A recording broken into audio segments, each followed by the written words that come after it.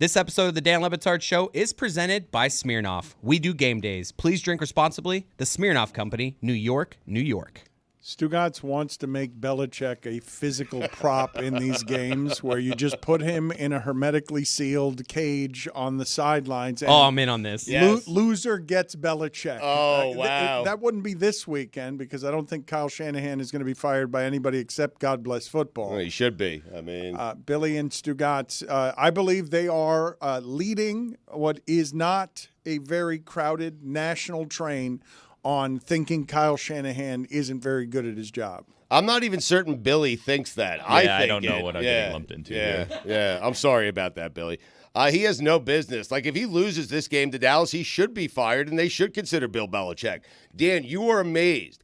8-time Super Bowl champion, 6 as a head coach, 2 times as a coordinator for the Giants. They should change the name. I was thinking about this, seriously, on the golf course on a gummy. I was thinking about this.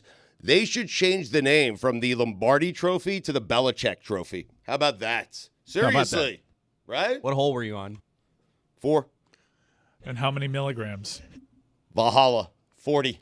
Oh, no. Mm-hmm. Good God. Oh, good God is right. Yeah. I mean, how about that? You're still alive. That's a game you try to lose, right? If you get Belichick, if that's the prize, right, you try to lose that game. You can have him right now and win the game, and not go through with the good point. not go through with the stuff about losing the game.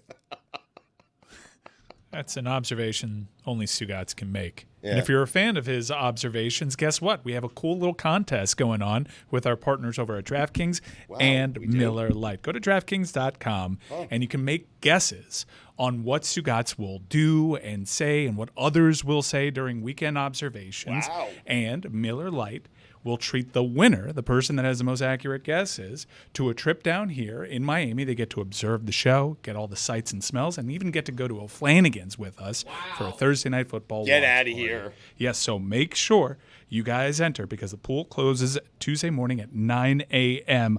for the observation segment on October 29th.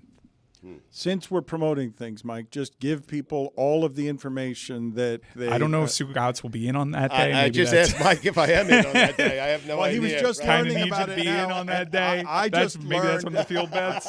I just learned that I have a watch party I've got to put in the calendar at Flanagan's because you're informing me of this for the first time. But because these are valuable things, when we were doing things like this at ESPN, people were paying $30,000 and $35,000 that went to the Jimmy V Foundation. Tell the people again, because Miller Lite has been a very good sponsor here, all of the information that they need to have about winning something that people would like that includes a bit of a gambling element on the show and weekend observations. Why is Billy making faces as if his face hurts? I'm just learning things. It's fine. Not for air. Okay. You're learning. Well, can you tell me if Stugotz is going to be in that Tuesday? I don't. That Yeah, weekend I mean, observation say I need him. I set the schedule. I did. I mean, give me some credit. I am looking at this for the first time. Mike, any more information on how people can sign up for this? Yeah, go to DraftKings.com and look out for it. And on my social channels and Batard Show social channels, we'll put out more information. It's really cool, Dan, because I was asked some questions about how to do this. And, so the people will be able to guess on a weekly basis who is back this week. You know? Okay. So if it started this week, the obvious choice would have been you. You're back. You were gone for 10 days, and I had you as being back, you know? So But you should make these harder. You should you should be a little unpredictable here to see how interesting you can make the betting. you never know who's Can going to be back. Can you not get his brain going there? Because this can be a rigged competition if Right. you are inherently evil or sinister or looking for an angle. Right. And Stugotz is at least 2 of those 3. Mm-hmm. Thank you, Mike. So I was thinking, because, Dan, there are always multiple people who could be back. This week, it could have been Russell Wilson. It could have been the NBA. I went you. I don't think a lot of people would have guessed that, to be honest. But what Mike Ryan is saying, though, is that we might have a situation like the one in the NBA where Porter gets gonged for betting his own prop bet. What Mike is saying is that Stugotz can make this so obscure that he's winning the watch party, so he just doesn't have to come to it. I would say if I were to handicap it, right now the odds-on favorite to win this is Taylor. Yeah, that's probably Which, about right. at that point, the contest is over because I don't want to hang out with Taylor at a Flanagan's. Right, but Dan's got me thinking, can I bet on this? I mean, Since you were mentioning, though, things that we're promoting, we have another documentary coming out now on Netflix today, The Comeback. It's getting very good reviews, the 2004 Boston Red Sox. So that's on Netflix tonight if you'd like to enjoy. It's a 3-part docuseries if you'd like to enjoy reliving Boston's best sports moment, which I just view as one of New York's worst. That's the reason we made the documentary as a company. Let's celebrate one of the worst moments in New York sports history. Since we're doing 20 years of nostalgia around here, let's go behind the bit here. It's something that we're doing every week around here and every other week around here. Mike Ryan is working hard on an oral history that releases on Fridays. But this bit right here is the lie detector bit. Big Joe Harper made his first appearance on the show. We decided, it'll be self-explanatory, but to finally pin, this was a surprise to Stugotz, as I recall. We're going to pin him down on some of his lies. This is behind the bit. This is behind the bit. This is behind the bit. We take you back to a better time in the show's history, a time, at least for me, where I was happiest because we were at ESPN.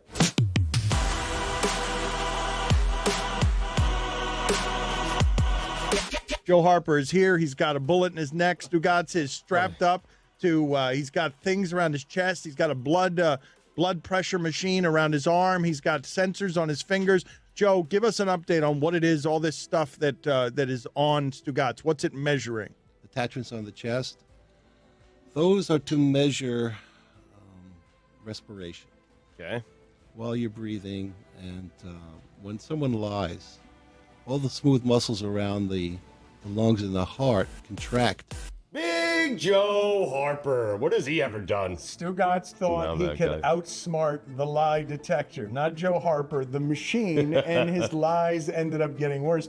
Why were you bald? Had you been Paul Feinbaum like the day before? I had lost some sort of bet that you got me kind of entangled in that had nothing to do with me. It was like a bet with like you and Golick, I think. Oh no, that was Golick when he massaged my ass. Anyway, I'm sorry. No, it didn't have anything to do with It was another bet. I was bald. I think it was the Feinbaum. I look better bald. I look younger. I sound better. I look healthier. You look so much healthier God, there. Yes. I mean, that guy is hot. Yes, no less repugnant, but healthier. Oh, thank you, Dan.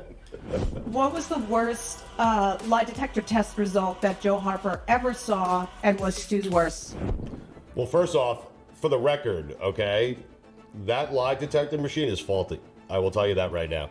Because I did drink that shot in college, and I did not fart that day in the studio. It was him. Okay, there we go. And so there we go. So years after the lie detector, you didn't answer her question at all. She asked, what do you remember from the lies that... He doesn't remember his lies. No, his lies. the one that hurts the most is Joe Harper recently asked me if I was okay with Pablo Torre being hired by Meadowlark Media. Stugotz, are you happy Pablo works here? Excellent question. Holy Yes, shit. no. Holy shit. What a grenade you threw into the room. It's a good one, though. No. Well, he kind of... Yeah, that's He's truthful on that. Wow. Totally truthful. I didn't realize it until I was asked. I mean, I hadn't really thought about it. Now that I'm thinking about it, no. I mean... We got chairs around here. I don't know when to come in, when not to come in. And I am okay with Pablo being, well, I'm not, but. He's not. Yeah, you know what? Forget it. I'm lying. I'm about to lie when we're talking about the lie detector test. He did not like that Joe Harper cornered him on not liking that Pablo Torre was hired. Put me in a bad spot. I mean. Dad, what's the best lie Stu ever told you? Oh, so many. I mean, the best lie? Good God. It's a library. It's a labyrinth. Help me out here. Is there a best lie? I mean, probably the one he doesn't know about. The one that Mike Ryan is perpetually saying that the most honest relationship he has is Stugotz because he knows he's always lying. To ask me which is the best of his lies asks me to recall everything he's ever said. The better question is, has there been in that mountain of bullshit ever a truth told? I didn't fart in the studio. A better question. I did not fart. It was silent but deadly. You didn't realize it. Oh, look at that. Joe Harper says that it was God. silent but deadly. I did not fart. Lie? Lie? Lie. Whoa, come on, Stugotz. Stop farting in the studio. Big lie. You seemed more surprised when he told the truth. Is that? I'm usually expecting that most of what he says, you have to understand this about Stugotz. It is an absolute truth, one of the few about Stugotz, that he's not feeling truly alive unless he's pulling off some sort of scam. He knows me. Yeah. Some sort of. He's less alive. It's a duller state of existence to not be trying to get over on somebody. If I could explain myself for a second, I lie because I don't like to be left out of things, okay? So if people are talking about a movie, I want to be involved in that conversation, and I could fake my way through any single movie. So I just tell people I've seen the movie, because who wants to be left out of conversations? That's the reason Yes. he lies. Yes. Not for great gain, not general greed, not to have more things come his way. I just want to be involved in conversations. Just to talk about movies with you. Stu, was it really stressful being hooked up to that lie detector? Nah. He seemed pretty confident. I gotta be honest. This made me learn something about just general dishonest criminal behavior. No, he's totally comfortable sitting in the weight of that. So comfortable, I am fighting with Joe Harper and the lie detector. Yes. Because Yeah. they're lying. Still thinks they're wrong. Would you ask me that again with my hand on the table, Joe? Because my full hand is on the table. And you told me it was important before we started to have all fingers on the table, and now they are. Dan, do you ever lie, and would you pass the lie detector test? I mean, I'm not going to say that I'm an absolute truth teller, but I think in our general environment, I'm less likely to lie than the average person. Is that fair? Less likely? I mean, I don't think you've ever told me. I mean, I try not feel to. like you've never told me. One of our many weirdnesses that we have in this lovable relationship that has a lot of conflict in it is that we are very different in a couple of different places, and this is one of them. Telling the truth? Yes, I try to tell the truth. Yes, and he does not. Well, I try. No, he doesn't. That's the thing. He has resigned himself to the failure. He's ceased trying. Stu, who's the second best liar in the container after you? Oh, that's a great question. Mike Ryan. Really? I didn't have to think long about that. Really? That's not such a great question. I just think, listen, everyone lies, okay? Even Dan, even that lie detector, even Joe Harper. Everyone tells, little fib every now and again. I would say Chris Cody falls more into my category where they're kind of benign lies. They're just lies because he wants to be involved in the conversation. Mike has more serious issues to deal with. He's corporate now. Wow. And I feel like corporate doesn't always tell the truth, you know? Wow. So you've got Mike lying about more meaningful things than the things you lie about. You just lie to fit in about movies. I lie about Bull Durham. Mike's telling giant corporate lies. Yeah, well, he's Wow. giant corporate executive. Wow. And what do executives do? Lie. Shocking accusation. I was one. I lied. I miss ESPN. I miss it so much. I don't think I miss it at all, to be honest. I don't know. They caught him off mic. It's like that Robert Durst character in The Jinx who gives away, spoiler alert, the entire movie at the end by forgetting he's got his audio still on. I was really torn on who to choose there. It's not Roy. Roy doesn't lie. It's, Billy doesn't lie to me. I had to go Mike. I didn't know where else to go. I had to choose somebody. And so I went with Mike. And I would have gone Jeremy. I'm certain. Well, it's the 20th anniversary. I was trying to do core crew here. I had to make a choice. My choice was Mike. I'm certain he's not happy about it. So I'm sorry, Mike. It's Chris. And you're not sorry. It's Chris, and it's like not painful lies. It's like, hey, Chris, did you get that thing that I sent you? Yeah.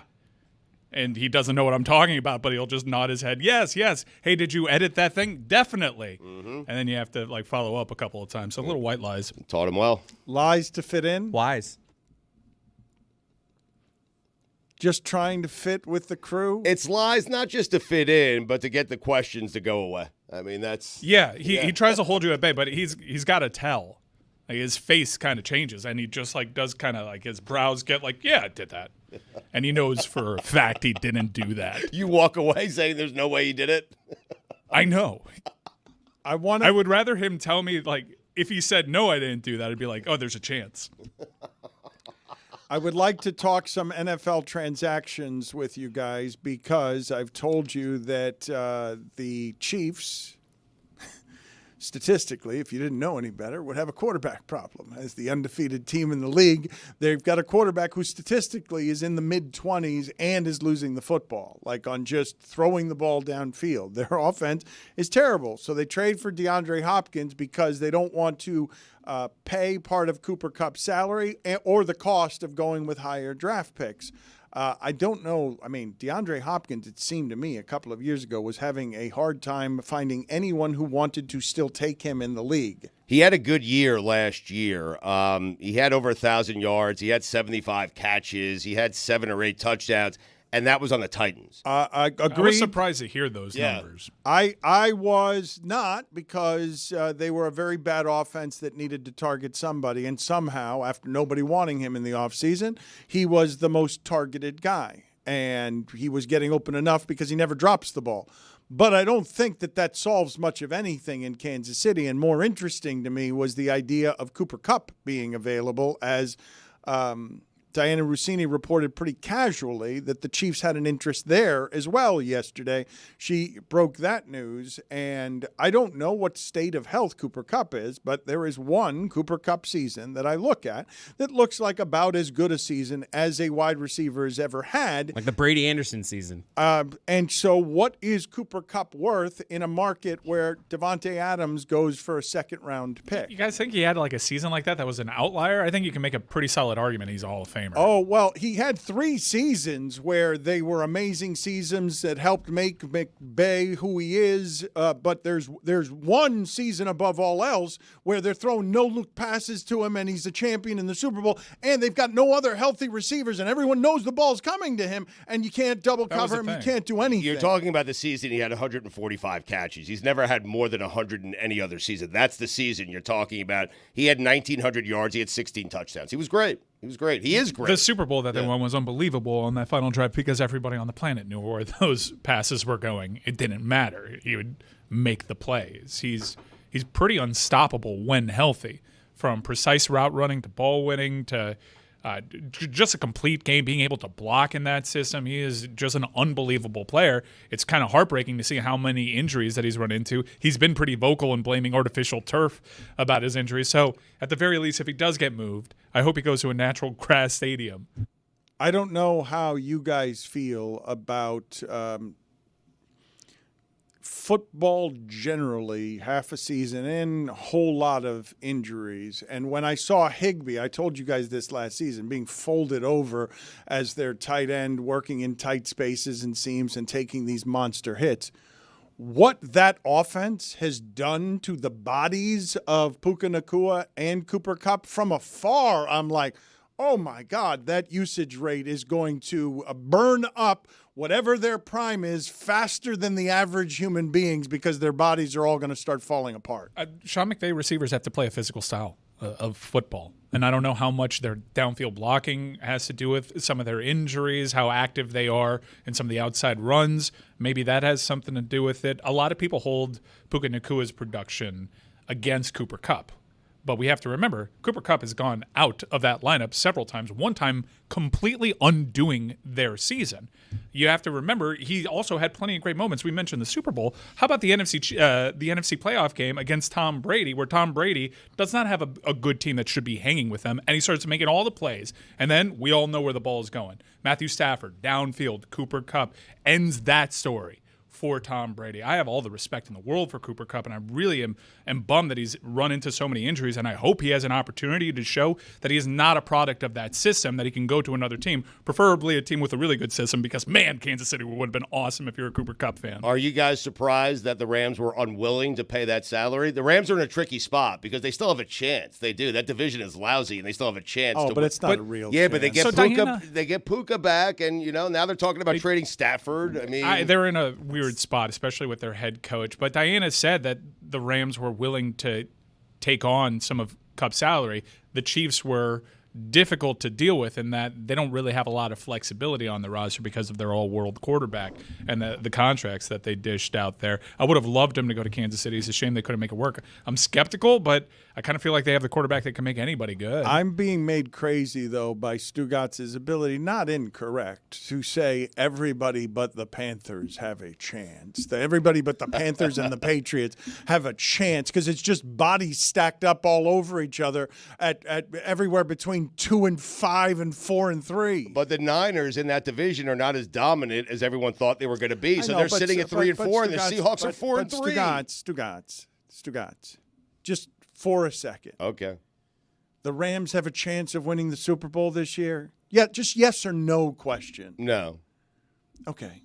But Sean McVay doesn't think that way. There is more than just winning the Super Bowl. If you make it to a conference championship game, like that's a good season for everyone. I'm simply saying that whatever it is that you view as the playoff standard is also something that I will very easily use against Mike McDaniel and the Dolphins when they get to the playoffs and then immediately lose by 20 points and the season wasn't much better than not even getting to the playoffs. I took a Rams preseason NFC ticket. Little flyer? Because I thought if they hung around, Aaron Donald might realize, all right, I'll come back for one final run here somehow. But if you would recall, Sunday Night Football Week 1, Rams at Lions. Lions, I think everybody would concede one of the favorites inside that conference. Rams went toe-to-toe with them. That was when they were at their healthiest. They had Puka and Kupp for that game. Stafford made one bad mistake in that game. Lions ended up winning, but it kind of played out like I think the Rams, because of their coaching, because of the talent they still have on their roster, can hang, and they've just been totally undone by injuries. They beat San Francisco when San Francisco was healthy. I mean, don't you guys do, though, just when Mike Ryan says totally undone by injuries, like, isn't that everybody every season? Are you guys not noticing already that the Chiefs, that Patrick Mahomes moves a lot slower than he did 3 years ago? Not that he's ever seemed terribly fast, but are you not noticing that whatever happened to his toe there, Patrick Mahomes can't move? He's not that old. He cannot move already the way that he used to move. It's not him. The game has slowed down for him. He's mastered it. I mean, you see that run last week? It was incredible. I mean, he's bailing them out. Matrix. He bailed them out with that athleticism. I'm most curious to see how any quarterback ages in the NFL because of the impossible standard that Brady had. Mahomes is always going to be compared to Brady, but is Mahomes going to do the things to his body that Brady put it through? Brady wasn't this physical specimen, but pliability and nutrition, he really cared. Mahomes isn't a body guy. Mahomes is like, let me chug this beer and throw it downfield 80 yards and try to stop me if I roll out of the pocket. How is that going to look like when you get to your mid-30s? Billy, I was surprised earlier in the show that when Mike Ryan went hard on the idea that get Tampa some weapons so that Baker Mayfield's season can be salvaged in Tampa with his receivers all hurt because everybody is injured. I thought for sure you were going to take that window to ransack Baker Mayfield. Why? I mean, he's been good this year. He's lost all his weapons.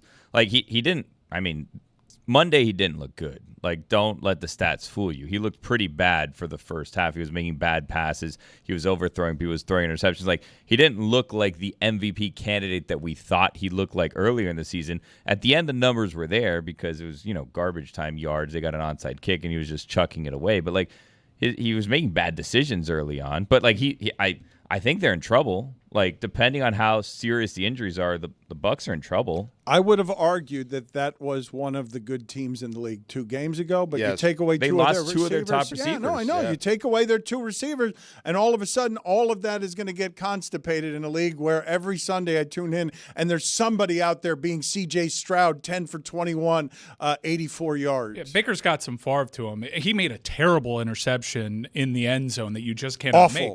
But what I will say is, he made that interception after Mike Evans simply dropped a touchdown pass, in which also was especially devastating to not just their chances of winning that game, but to their season, because Evans re-aggravates a hamstring injury and goes out.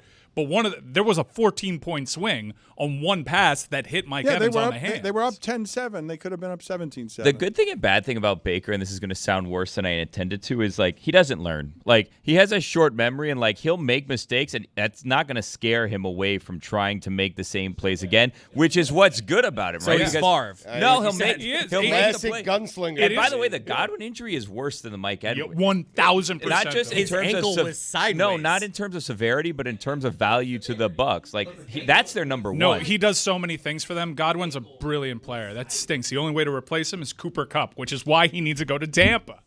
Sideways ankle. I don't love what's happening right now with me and Sarah Spain, that I'm doing sort of a mental association where I'm generally happy to see her. But now when she's here, I know that she brings that bucket with her. She brings pain, Well, Dan. yeah, I see her and I'm like, oh, no, this damn thing again. Yeah. So we'll get to it in a second. I will remind the people, Good Game with Sarah Spain is the name of the podcast. It's a one-stop shop for the biggest stories in women's sports. What are you burning on right now? I thought you did both some good journalism and some important stuff with Christine Brennan the other day, a real pioneer in our industry, both of you really. But Christine, it sounded outdated to me in ways that bummed me out because things have just sort of modernized. And she's become somebody who's done it her way and done it very well for a long time and wasn't hearing the ways that she has aged out on some stuff that has changed just societally that you've been covering very well over the last 15 years. And welcome, by the way, Commish. Thank you. Thank you. I do recognize the look in your eye. It's like my husband when he sees me coming. It's like, oh, I should feel different things, but pain is on the horizon. I actually was bummed out by Christine too. I've had her on my shows on ESPN for years, and she is usually so righteous in her fights against things like the NFL's handling of domestic violence or sexual assault or things like that. And I think, unfortunately, when you have too many decades of being on the righteous side of things, you might start to hear all criticism as coming from the same place where I'm just going to push through and do the work and ask the hard questions. And in this case, it wasn't necessarily about the question so much as about the context in which she was asking them and needing to really understand the space of the W to do the work well. And that's why it's so important to have shows and folks that are covering it all the time and are really deeply invested in it, because it is a different space. And it is dangerous actually for players to come in and parachute in without having done the work to understand how what you're covering and how you're talking about things might affect them. For the record, Christine Brennan, a very accomplished journalist, is writing a book on Caitlin Clark, and the division and the controversy and the thing that you learned from all of this was what, as she walked into a locker room and the black women didn't like her line of questioning, and with good reason. Yeah, I mean, I essentially think it's the same thing that's plagued the W for years, but writ large because of the arrival of Caitlin Clark. There's a lot of misogyny, misogynoir. There's a lot of homophobia. There's a lot of sponsorships that have always gone to these like aesthetically palatable white girls as opposed to the masculine leaning players or the women of color or the women who are out lesbians. And there's been a sort of safety in the space that's grown over the years of the league really being so pulled together that they pushed back on that and created something very special. And when Caitlin Clark arrived, it was like, awesome, more eyeballs, more people, more attendance, all the great things. But people were using Caitlin Clark as an avatar to further social issues that she wasn't even speaking on. They were assigning her the space of white savior, and then they were aligning all of the black players, particularly physical players, as sort of like taking it out on her, being jealous, creating catfights. And they created a division that has resulted in actual death threats for players, that has resulted in black players in the league feeling unsafe, which is such a bummer, because it's like everyone forgot everything they knew about sports in order to talk about the W this year. There were actual former NBA players saying that the current players should take it easy on Caitlin Clark and let her be successful at the beginning because it would be good for the league. It's like, in what universe has that ever been how sports are played? Or they would hear Diana Taurasi saying like, oh, she's going to have a wake-up call when she gets to the pros, and say that was her mistreating Caitlin Clark. As if we haven't heard every single veteran ever say, you know, a rookie's gonna get what's coming to him. It was so strange. It was like genuinely, if it weren't so infuriating, it would be funny how people just forgot that this was sports. It's a weirdly infantilizing thing Yes, that I don't totally yes. understand. But I've always found you to be super astute on the heavier societal stuff. So I will ask you, just as we head into these next 3 weeks here that are going to be pretty awful, You have anything for me on helping me understand what is happening in this country with men against women, or just the division that makes it so that there's some real woman hating going on and still makes this election somehow plausibly close? The best thing I read during the last first Trump run for president was about the idea that when there's major progressive and social issues that move forward, there is an inevitable backlash. 2 steps forward, 1 step backlash is what they described it as. And it's happened over the course of history in major ways in a result to civil rights activism, in a result to women gaining the vote, all these different things. And I think when you are in power and have always been in power, as men have in a patriarchy, you fear women getting any sort of agency or voice as something that will require you to change your behaviors and or give up some of your power.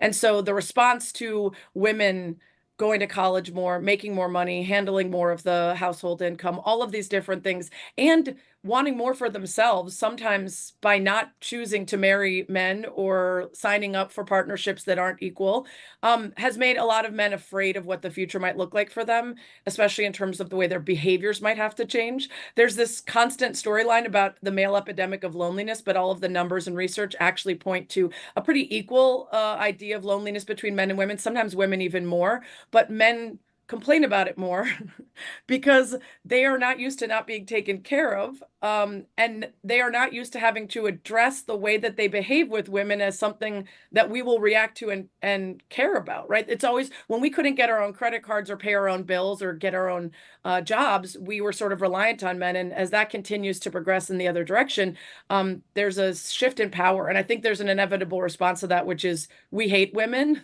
as opposed to, hey, cool, let's see what this looks like when we're all just human beings operating together. I love Sarah as a woman and a human being, not as the commissioner of the Bucket of Death, however. Go ahead and play the music. Different person. Yes, a totally different person. We begin with Mike Ryan. Mike Ryan is picking from the bucket. Do we have any controversies to present the commish and things? Only Billy has. I haven't seen a whole lot of people dressing up around here. That's correct, commish. I don't know if you heard, but I paid off a punishment this week. No controversies, but an interesting note, no buys this week. 20 out of 21 years, there have been straight weeks with buys. Last year, week 8, there was no buy. This year, the NFL is following suit and keeping the no buys. Week 8, also no buys week 13 because it's Thanksgiving week. All right, so Mike Ryan, what do you have there? Carolina Panthers, that's going back in. Yes, it is. +9 at the Broncos. Don't like that. That's a bad, that and the Patriots, the worst things in Got there. the swap helmet, so let me pick another helmet to establish what I might be swapping. I have the with. golden helmet of life. Are you allowed to take that from me? No. You got it last week. I have the Bengals, so we'll take them. 3-point hosting the Steelers. Favorite. No, the Bengals are a 3-point favorite at home against the Eagles. It's week 13. Yeah. Why are you on week 13, man? I was confirming my week 13 stat of no buys. Got it. I wouldn't be bummed out. I wouldn't be bummed out if I pulled the Bengals initially, but let's see how this plays out because I might swap. Okay. Is it a special time for the Reaper? I wonder, are you extra busy right now heading into Halloween? The Reaper's awfully small today, physically. I know, very small. Also huge. Yes. And the commission knows the Reaper cannot respond. Billy, Right. I just was wondering if you noticed that he was booked and busy. I have the Raiders who are hosting the Chiefs. 10-point dog at home. Yeah, I'm going to put that one back. Yeah. Boy, we are pulling some garbage out of I think there. I John like the points in Gruden, that one. who's now a brunette, says he still follows the Raiders. I got the Eagles. Oh, wow. Eagles at the Bengals, allegedly, if I've got the right schedule. You have it right. Yeah, week 8. One of those two going down. 3-point underdog at the Bengals. The Bengals lost to the Patriots this year at home. I want you to think about that for a second. Roy, what do you got? Fine bucket. No. Ooh. No. Isn't that instant death? I think that's instant death. It is instant death. No, if he chooses. I think it's instant death. If he doesn't put it back. You can put it back. I don't put it in the bank. Yeah, that's not happening. That's smart. How much money's in there? That's not I don't know. instant death. Oh God. There's a few dollars right here. What'd you get? What'd you The get? What'd you Rams. get? I got the Rams. Hey, they're still alive. And Yeah, they are alive. That's right. never According know. to Stugotz, Potentially- Yeah. they're at home potentially- against the Vikings. They're 2.5 Oh, point wow. Oh, dog. no. Wow. could be Wow. Sam Darnold Oh. at quarterback. Who knows? So basically, it was instant death. Billy's gonna look in the see how much Roy just passed up on. It could be Stafford playing quarterback for the Vikings and Darnold playing for the Rams. We don't know if that Wow. report is Wow. true or not. That was just I a don't rumor. think The Big Apple. We talked about it for 10 you minutes. can get the Yankees, Chris. No, I'll go. Actually, right here, I'll go Jets against the Patriots Couldn't you- -7. Couldn't you go Bills there if it's in New York? Yep. But yeah, They're because at everyone Seattle. calls Buffalo the Big Apple. Yeah, they're at Jets are Seattle. -7. I'll take the Jets. You could take Army. Who's at Seattle? I've got Titans at Bills. Do I have the wrong? I've got Titans. I've got a list here that has the Titans playing the Lions and the Bills. It's going to be tough for them. The rare Yeah. twofer. Huh. Yeah. They have a doubleheader, huh? Back That's to a back. tough- Wow. That's a tough Sunday. Tough for the NFL. Like how is this such a bad point spread sheet? How is this possible? Rummaging. Good old-fashioned typo, Dano. Let's see what we Who's got here. playing? Are the Titans playing the Lions -11, or are they playing the Bills -9.5? The Bills are at Seattle, so I don't know. Why is there a typo? Can't you just print out a sheet? I'm now too confused to know who I The can potentially Titans are swap for. playing. The Should I Titans keep are playing rummaging? the I Lions. mean- The Titans are You playing the should Lions. stop At talking Detroit. about They're some- playing the Commanders week 13. Someone play the John Kelly clip. Oh my God, this Play- is truly play a the- mess. What play is- the what has fasc- happened? Play the fascism clip. Play the fascism clip. Oh, look There- at that. Golden helmet of life. Why is it in there? I thought it was. Swabbing it. I'm putting it back. I thought it wasn't supposed to be in there. Putting it back. That's gonna the take it. strategy. He's going to take it. The The golden helmet of life. Stugotz, you can trust me. Put it back. I'm not a liar. the fine bucket had $30 plus a $10 IOU from Jeremy. Yes. Isn't that money going to Jessica? No. Stop Not the anymore. confusion. You Thank missed you, my Commish. ruling. Thank Enough you. of that. Yeah. Enough of that. I wasn't here last week. What Sorry. do we got here? Oh, God, I got the Carolina Panthers. Oh From the no! Golden helmet of life for the I Panthers. can put it back, though, right? No, you're No, not. that's the golden helmet rule. You can put it back twice. You get an extra No. putback. No. You're +9 at That's Denver. not true. What? You just screwed yourself. You could have had the Bengals, but you were so intent to screw over Mike Ryan that you put back the golden helmet of life, and you got what you deserve. Who does Carolina play? Does not matter. At the Broncos, They were also +9. playing the Titans. How about week 13? I like having Sarah here to make instant rulings that make Stugotz stop slippery. He stops all sorry. his slithering when Sarah's here. I'm going to keep the Bengals. Good Game is the name of the podcast. Again, like I said, she's covering, it's a one-stop shop. Biggest stories in women's sports. Nice seeing you, sort of, Sarah. Thank you for being on with us. Always nice seeing you guys.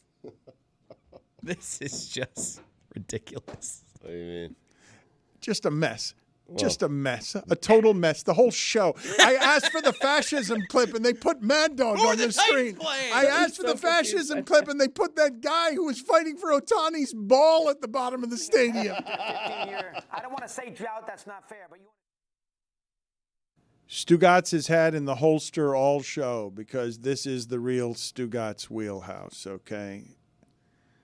Fernando Valenzuela passed away, and he represented at a time a total novelty in sports that created a phenomenon called Fernando Mania that doesn't have a whole lot of precedent, where one young foreigner becomes this novelty thing in sports, and because of what Los Angeles represented to Mexican Americans, he became a wild symbol for didn't speak English, youth, Dodger winning and excellence, and being an unusual left-handed pitcher. Fernando Mania was his rookie year, really the first 8 or 9 starts. It was kind of like Linsanity when Jeremy Lin, and he was on the back page of the New York Post for 2 consecutive weeks or 2.5 consecutive weeks.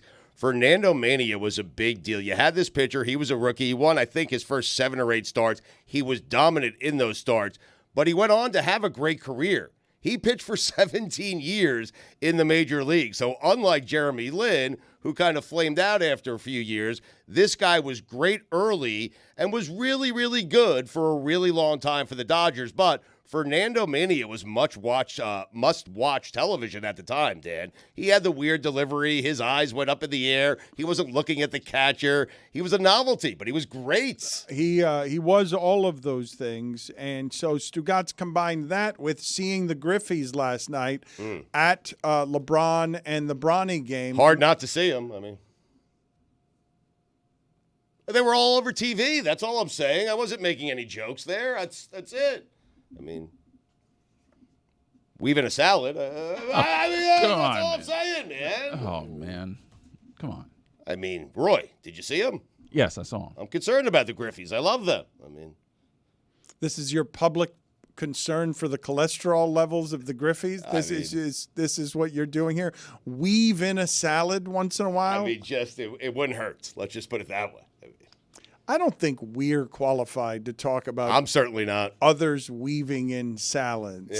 Yeah. When you're the Griffeys, that's a family name, but this does allow. It's royalty in that sport. Yeah. The Griffeys. Aging is hard on people, except for LeBron, who in that photo is the oldest player in basketball. Aging is harder for all of the other people in that photo. But standing next to his son makes him look old. It does. I've been waiting for a moment where LeBron looks old. It kind of does. LeBron has been dad style for a while.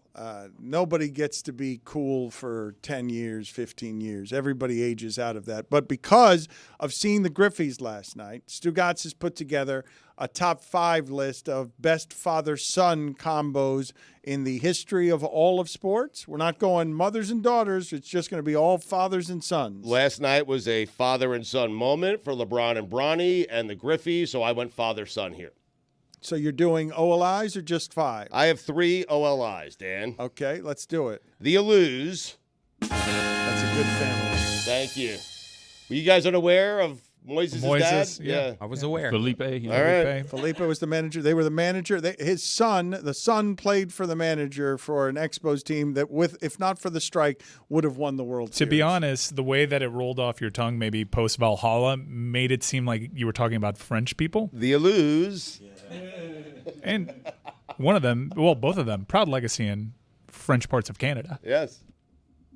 OLI. The Bonds.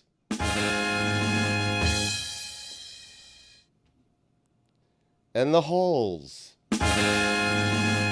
Mike, don't make a face. Bobby and Brent Hull? Are you kidding? I mean, I thought you said the Brett. Halls. Oh, the Hulls. And I was trying to figure out, like. Nah, the Hulls. Not Brent. Yeah. It did sound like the Halls that you said. And Bobby and Barry Bonds is a good list, so this must be a good top 5. What do we have here? Number 5. Number 5, the Horfords.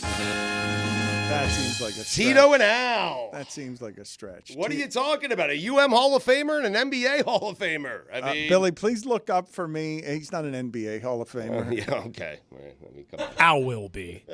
Get out of here. Al will be Hall of Famer. Thank you.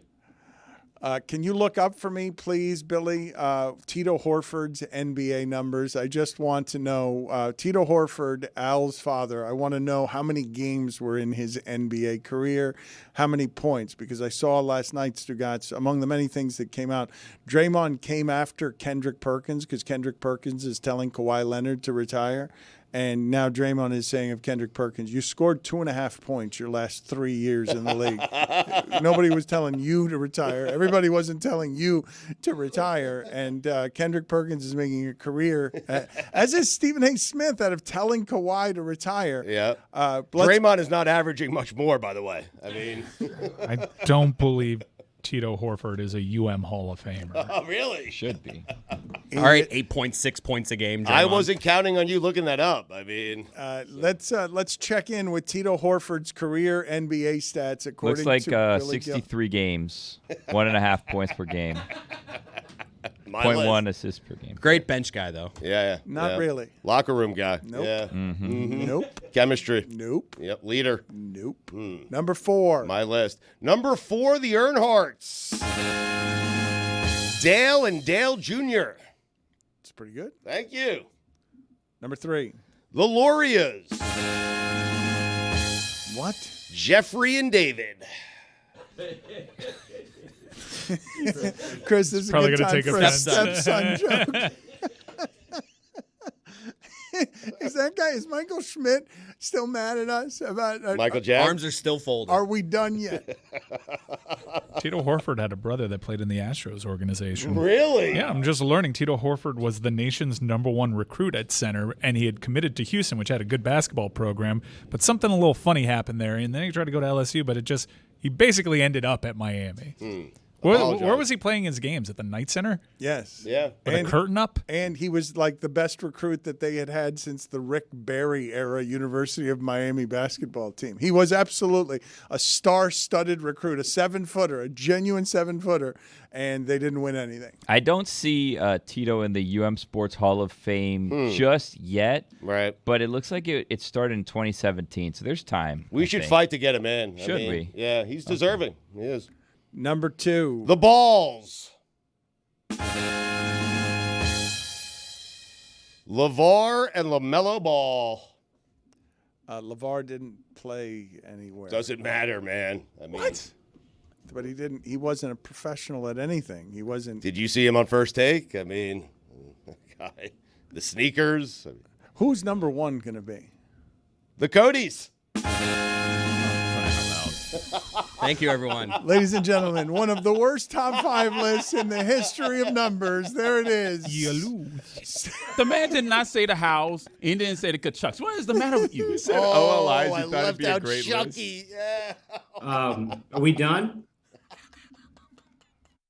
Hey, everybody, it's Mike Ryan, and I want to tell you about two of my favorite things, football and Miller Lite. And when you combine the two, that makes for one heck of a Miller time. See, Miller Lite has great taste, but is also less filling. And football, well, it's just spectacular from start to finish. You put those two things together, you've already carved out a perfect day. Miller Lite keeps things simple with undebatable quality, great taste, and only 96 calories. It's a beer that strips away everything that you don't need and holds on to what matters most. A light beer that actually tastes like beer. Make your game time taste like Miller time. Tastes great and is less filling. Let it be both. To get Miller Lite delivered right to your door, visit MillerLite.com/Dan. Or you can find it pretty much anywhere that sells beer. Celebrate responsibly. Miller Brewing Company, Milwaukee, Wisconsin. 96 calories per 12 ounces. Fewer calories and carbs than premium regular beer. Welcome to DraftKings Crowning Moments, where we take the opportunity to spotlight some winning bets from the NFL weekend. Let's begin with a $1,000 bet that someone put on Aaron Jones to score the first touchdown in his game against the Detroit Lions at plus 600 odds. That's a big boom. $7,000 straight into that person's pocket. How about this one? $5,000 bet on Saquon Barkley to score at any moment in the game against his former team, the New York Giants, at minus 155 odds. Your boy was also on that one. The payout for this bet, a cool $8,225.80. And then there's Tank Bigsby. Someone bet on him to score 2 or more touchdowns at plus 550, and that turned into $3,055. Now that is how you cash in. Crowning Moments is presented by DraftKings. Submit your winning bets for a chance to be featured. DraftKings, the crown is yours.